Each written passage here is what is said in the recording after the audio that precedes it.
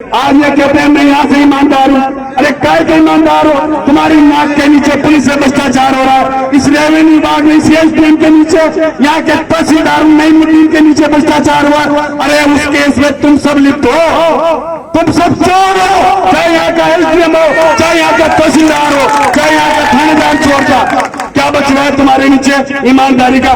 वो पागल एमएलए होता है जो जीतने के बाद समानता का व्यवहार नहीं होता है, और जो समानता का व्यवहार नहीं करते हैं ऐसे विधायकों को मेंटल हॉस्पिटल भेजना चाहिए, उनके दिमाग का इलाज कराना चाहिए। सांगोद उपखंड कार्यालय पर सोमवार को एक बार फिर भाजपा कार्यकर्ताओं ने धरना दिया और सांगोद विधायक के खिलाफ प्रदर्शन कर जमकर नारेबाजी की। गुपचुप तरीके से हुए इस सारे आयोजन में बड़ी संख्या में भाजपा कार्यकर्ता शामिल हुए।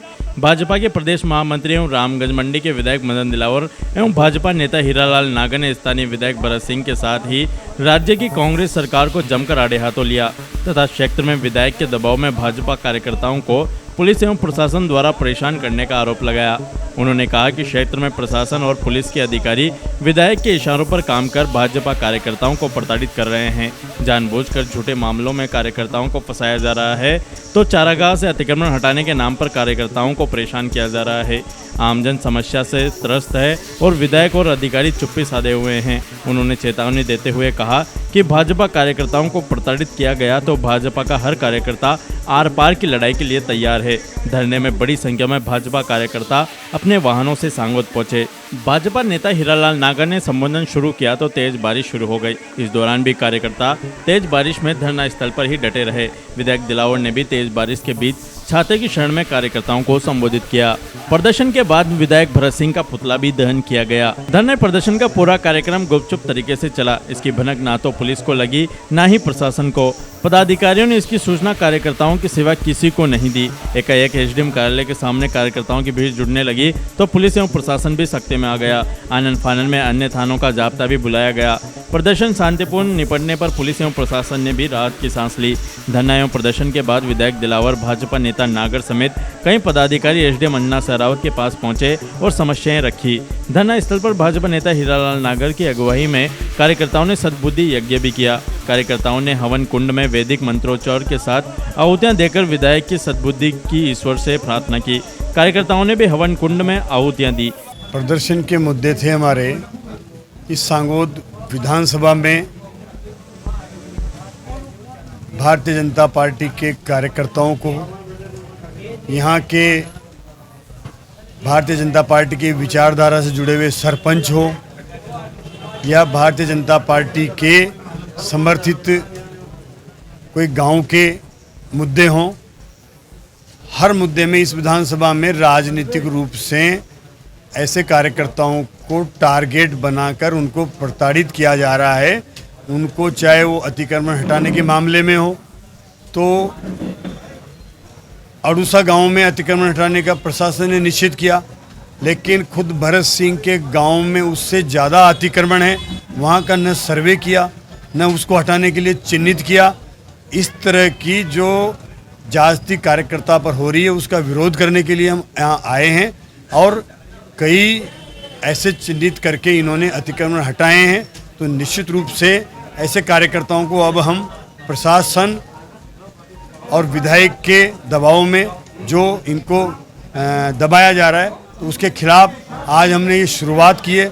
अगर इसी तरह से प्रशासन के रवैये में सुधार नहीं हुआ और प्रशासन ने राजनीतिक दबाव से कार्यकर्ताओं पर इस तरह से दबाने का और अत्याचार करने का क्रम जारी रखा तो यहाँ सांगोद विधानसभा के कार्यकर्ता, भारतीय जनता पार्टी के कार्यकर्ता अच्छी तरह से जानते हैं।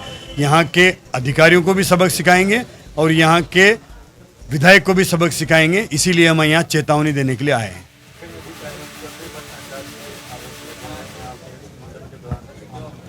निश्चित रूप से यहाँ के थाने में भ्रष्टाचार हो रहा है, यहाँ की तहसील और एसडीएम कार्यालय में भ्रष्टाचार हो रहा है, जिसके कारण दोनों विभागों में यहाँ का सीआई ट्रैप होकर के गया, यहाँ का कानून को ट्रैप हुआ है। ये सब यहाँ आज की तारीख में किसी भी कार्यालय में बिना पैसे दिए कोई काम नहीं हो रहा। इसका एक उदाहरण मैं आपको बताता हूँ कि सांगोद नगर पालिका में 5 बार का विधायक रामावतार खटीक, पार्षद 5 बार का पार्षद रामावतार खटीक, जिनको प्रतिपक्ष का नेता है बीजेपी का, उससे उस कानून को 4,000 रुपये की रिश्वत मांगते हुए जरा भी हिचक नहीं हो रही है कि ये इतनी बड़ी ओहदे वाला व्यक्ति से हम कैसे रिश्वत मांग रहे हैं। ये इसकी हिम्मत निश्चित रूप से है, तो आम आदमी का क्या हालत होगा ये आप इससे देख सकते हैं। निश्चित रूप से यहाँ हर ऑफिस में, चाहे वो यहाँ के माइनिंग विभाग में ट्रैक्टरों के लेकर के और जो अवैध रेती का खनन है उसमें भ्रष्टाचार हो रहा है, उसमें कांग्रेस के पदाधिकारी मिलकर के उनकी दलाली कर रहे हैं। यहाँ के पुलिस से लेकर के प्रशासनिक अधिकारियों तक, तो हर विभाग में भ्रष्टाचार में लिप्त है। यहाँ के कांग्रेस के पदाधिकारी दारू का अवैध धंधा करते हैं, एक दुकान लगा करके और 5-5 जगह वहाँ पर वो दारू की ब्रांचें खोल करके और लोगों को पिला रहे हैं दारू, तो वहाँ भ्रष्टाचार हो रहा है। ये सब भ्रष्टाचार के मुद्दों को लेकर के और बीजेपी के कार्यकर्ताओं पर अत्याचार को लेकर के आज का प्रदर्शन था। प्रशासन ने अपना रवैया नहीं सुधारा। हमने 10 दिन पहले भी चेताया था, जब भी प्रशासन को चेता करके हम ज्ञापन दे करके गए थे कि आप अपना रवैया सुधार लें, उसके बाद भी अभी भी रवैये में सुधार नहीं हुआ है। और फिर अगर इसी तरह का रवैया रहा तो निश्चित रूप से भारतीय जनता पार्टी का कार्यकर्ता सड़कों पर उतर करके और जो भी इसके लिए विरोध प्रदर्शन करना होगा, वो उग्र प्रदर्शन की भी जरूरत होगी तो वो करेंगे हम, लेकिन भारतीय जनता पार्टी के कार्यकर्ता को इस तरह से दबने कुचलने नहीं देंगे। मुद्दे विभिन्न हैं। मुझे लगता है कि सांगोद के भारतीय जनता पार्टी के कार्यकर्ताओं को ये एमएलए के प्रेशर में दबाना चाहते हैं, डराना चाहते हैं, जो कभी हो नहीं सकता है जो करना चाहते हैं। यहाँ पर जो बात आई है कि अतिक्रमण हटाना चाहते हैं रोड के किनारे किनारे का, भारतीय जनता पार्टी भी सहमत है और सब सहमत है, जनता भी सहमत है कि शुरुआती कहाँ से हटाना चाहते हैं वहाँ से मार्क करें और अंतिम तक हटाएं। किसी को कोई आपत्ति नहीं नियमानुसार, लेकिन पिक एंड चूज ये नहीं चलेगा। केवल एक गांव को धमकाने के लिए जिसको कांग्रेस के वोट कम मिलते हों या जहां उनकी व्यक्तिगत दुश्मनियां हों, उस दुश्मनी को निकालने के लिए और अधिकारियों को टूल बनाएं और अधिकारी उसके टूल बन जाएं, तो मैं समझता हूँ ठीक नहीं है। ये बात हमने पूरी ताकत के साथ एसडीएम साहब को बता दी है और उन्होंने कहा कि ये नहीं होगा, क्योंकि फोर्स उपलब्ध कराना मेरी जिम्मेदारी है। यदि ऐसा होगा तो हम नहीं उन्हें होने देंगे। और वो कितने पालना करती है ये उनके ऊपर डिपेंड करता है। दूसरा है, यहाँ नगर पालिका क्षेत्र में मांस की दुकानें लगती हैं। मांस बेचने वाले बेचे, हमें कोई आपत्ति नहीं, लेकिन आपत्ति इस बात से है कि उनके पास लाइसेंस होना चाहिए। लाइसेंस के बिना कोई मांस नहीं बेच सकता है। उनके पास पशु चिकित्सक का प्रमाण पत्र होना चाहिए इस बात का कि जिस पशु को काटने जा रहे हैं वो स्वस्थ है, अन्यथा वो जो भी उसको खाएगा उसे बीमारी हो जाएगी। दूसरी बात, मंदिर के रास्तों पर, आम रास्तों पर और पब्लिक के चौराहों पर आप मांस की दुकानें खुले रूप से नहीं रख सकते हैं, नहीं खोल सकते हैं, मांस नहीं बेच सकते हैं। इसकी पालना भी एसडीएम साहब को नगर पालिका के माध्यम से करानी चाहिए। हमने बात उनको पूरी ताकत से कर दी है और उनका है कि मैं नगर पालिका को इसके लिए पाबंद करूंगी कि मांस बेचने में नियमों की अवहेलना ना हो। मुख्य रूप से हमारी यही बातें थी। कुछ बातें थी जो इनके अधिकार क्षेत्र के नहीं हैं, जैसे जब लोगों को उकसा करके एफआईआर दर्ज कराना, भारतीय जनता पार्टी को कार्यकर्ता को धमकाने के लिए, आम जनता को टूल बनाने के लिए, उससे भी निपटेंगे। डरने वाला कोई कार्यकर्ता यहाँ का नहीं है। मैं इस क्षेत्र से बहुत अच्छी तरह से परिचित हूँ। 20 साल मुझे इसी तहसील क्षेत्र से विधायक रहने का सौभाग्य प्राप्त हुआ है, इसलिए मैं यहाँ की जनता को भी जानता हूँ और अधिकारियों को भी जानता हूँ कि कोई भी अधिकारी कानून की अवहेलना करेगा तो कानून उसको दंडित करेगा, क्योंकि 12 का एसपी, 12 का कलेक्टर, 200 का एसपी अभी जेल में बैठे हुए हैं। इसलिए ज़्यादा कुछ इनको जानना है तो उनसे जान लें। इसलिए कानून हाथ में लोगे दबाव में विधायक के दबाव में, तो ठीक नहीं होगा। कानून से एसडीएम भी आके जाएंगे, कलेक्टर भी आके जाते हैं, मदन दिलावर भी आके जाता है और यहाँ के विधायक भरत सिंह जी भी आके जाते हैं। इसलिए गलत फहमी में जीने की जरूरत नहीं भरत सिंह जी को, क्यों कानून से ऊपर हैं। नहीं तो कानून की नहीं पालना करने वालों को अपनी औकात दिखा देता है। में बैठ करके और अपनी थोड़ी रगड़ोगे, अभी भरत सिंह क्या रगड़ रहे हो, फिर हमारे यहाँ रगड़ोगे, लेकिन तुम्हें बख्शेंगे नहीं। हम भी गिन गिन के और ये लिस्ट बना रहे हैं कि कौन कौन अधिकारी किस तरह का बर्ताव कर रहा है, उसकी भी हम सूची बना रहे हैं। इसलिए कार्यकर्ताओं, आपको मायूस होने की जरूरत नहीं है। हम ये 2 साल का जो हमारा वनवास है इसको भोग लेंगे, लेकिन फिर राम राज आएगा तो निश्चित रूप से इनको दांतों चले चलाएंगे। ऐसे प्रशासनिक अधिकारियों कर्मचारियों आज ये कहते हैं मैं यहाँ से ईमानदार हूँ। अरे काय के ईमानदार हो, तुम्हारी नाक के नीचे पुलिस से भ्रष्टाचार हो रहा है, इस रेवेन्यू विभाग में सीएसडीएम के नीचे, यहाँ के तहसीलदार नईमुद्दीन के नीचे भ्रष्टाचार हुआ। अरे उस केस में तुम सब लिप्त हो, तुम सब चोर हो, चाहे यहाँ का एसडीएम हो, चाहे यहाँ का तहसीलदार हो, चाहे यहाँ का थानेदार चोर था। क्या बचवा है तुम्हारे नीचे ईमानदारी का?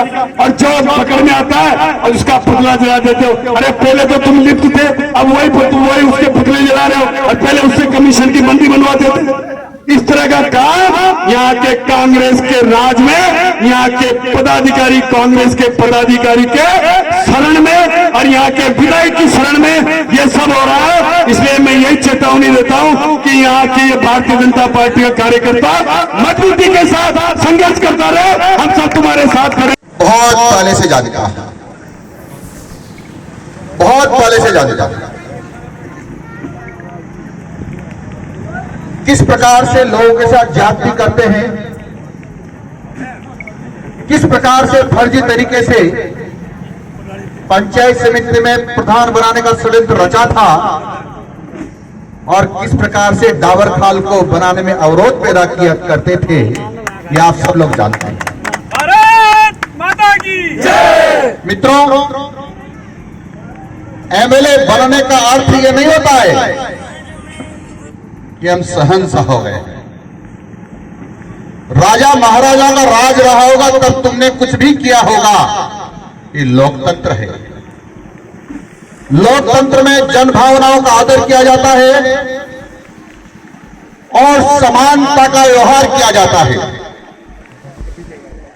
वो पागल एमएलए होता है जो जीतने के बाद समानता का व्यवहार नहीं होता है, और जो समानता का व्यवहार नहीं करते हैं ऐसे विधायकों को मेंटल हॉस्पिटल भेजना चाहिए, उनके दिमाग का इलाज कराना चाहिए। मित्रों,